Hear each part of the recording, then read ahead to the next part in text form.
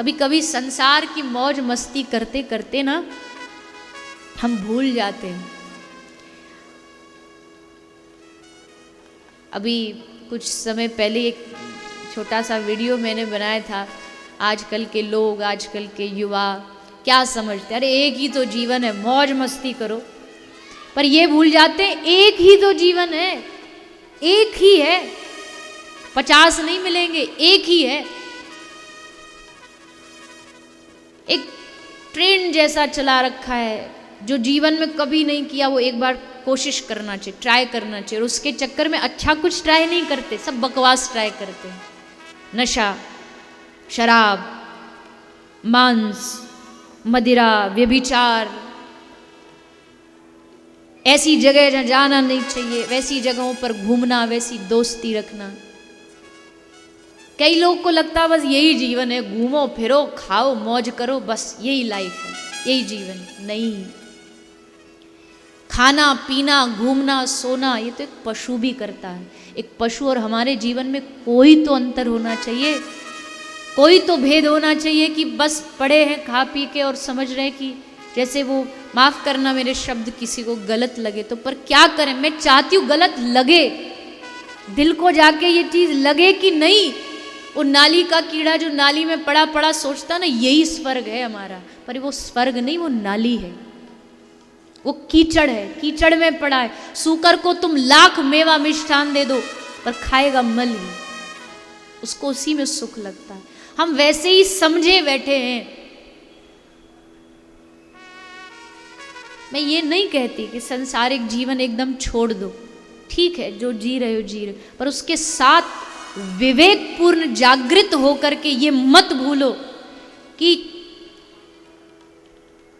83,999 जीवन में चक्कर खा खा के तब ये एक मानव जीवन एक बार मिला है।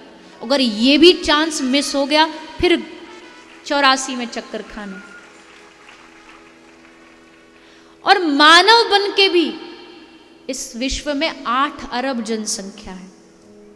सोचो 8 अरब में से कितने लोग ऐसे होंगे जो कृष्ण नाम को जानते होंगे। कितने देश हैं, कैसे कैसे लोग हैं, मनुष्य बने पर नहीं पता भजन क्या है, भक्ति क्या है। अफ्रीका जैसे देशों में कई बार जाना हुआ है, कई ऐसे जो एकदम गांव जहां खाने के लिए रोटी नहीं है, नहाने के लिए स्नान नहीं है, गौमूत्र से स्नान करते हैं, पता ही नहीं है क्या है जीवन, जानते ही नहीं। उन 8 अरब में से भगवान ने चुन करके हमको भारत में भेजा। भारत में भी कितने ऐसे लोग हैं भारत में जन्म लेने के बाद भी नहीं जानते कि भजन क्यों जरूरी है। उनमें से करोड़ों में से, लाखों में से, हजारों में से चुन करके यहाँ कुछ हजारों की संख्या बैठी है जो जानती है भजन क्यों जरूरी है, जो जानती है कृष्ण नाम लेना क्यों जरूरी है। और अगर इसके बाद भी हम चूक गए,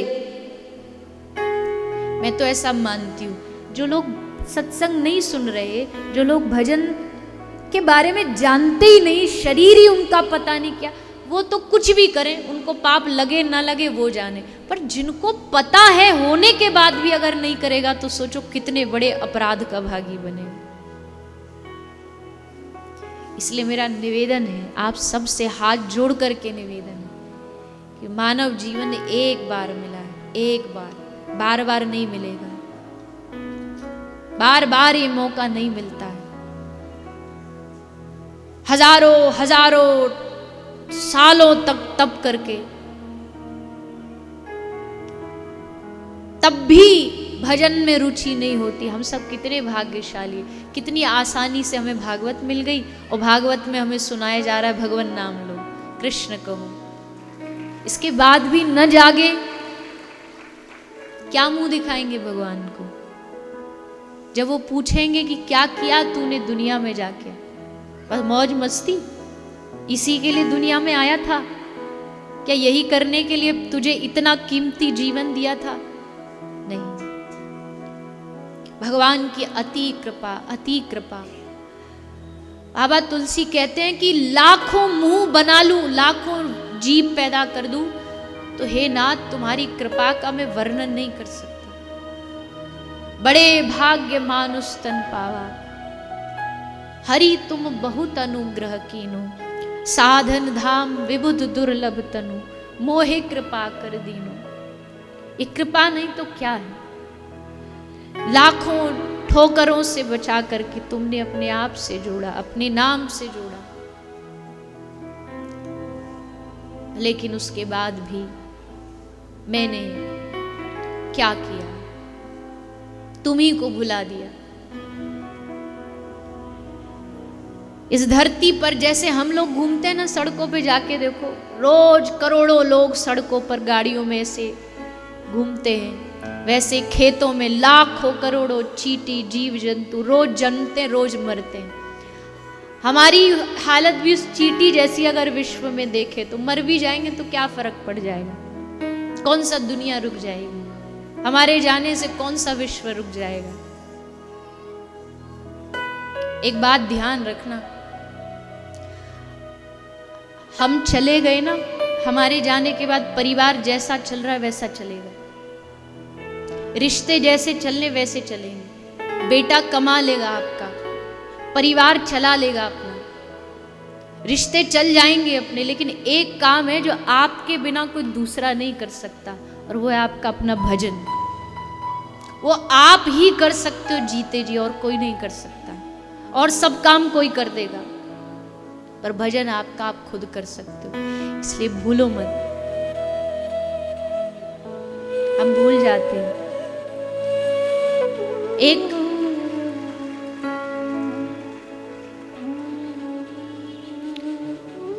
कोई 500-1100 रुपया का लिफाफा दे दे हमको, तो हम कितने राजी हो जाते, कितने खुश हो जाते, आहा इसने बड़ी कृपा की हम पे।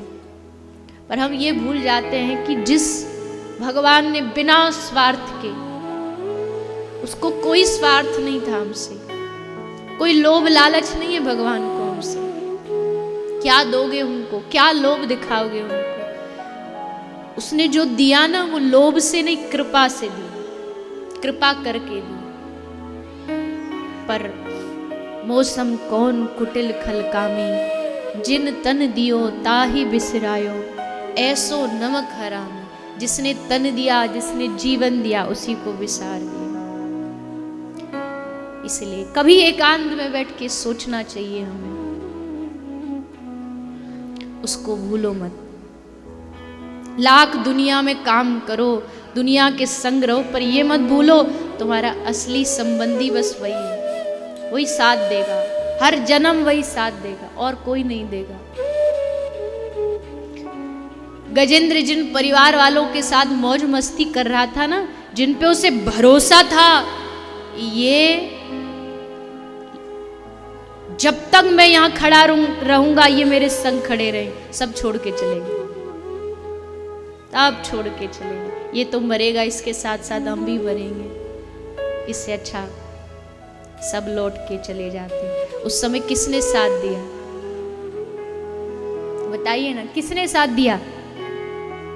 एकमात्र भगवान ने सहारा दिया, एकमात्र उन्होंने आकर के गजेंद्र को उबारा, बाहर निकाला। हम सबकी स्थिति भी यही है, गजेंद्र की और हमारी कहानी अलग नहीं, एक ही है। गजेंद्र मतलब जीवात्मा, ग्राह मतलब काल, काल हमें अपनी ओर घसीटता जा रहा है, घसीटता जा रहा है। 25 साल के हो गए, 26 साल के हो गए, 25-26 साल के नहीं हुए, 25-26 साल निकल गए जीवन के, ऐसे ही कुछ नहीं पाया आज तक, आगे भी ऐसे ही निकल जाएंगे।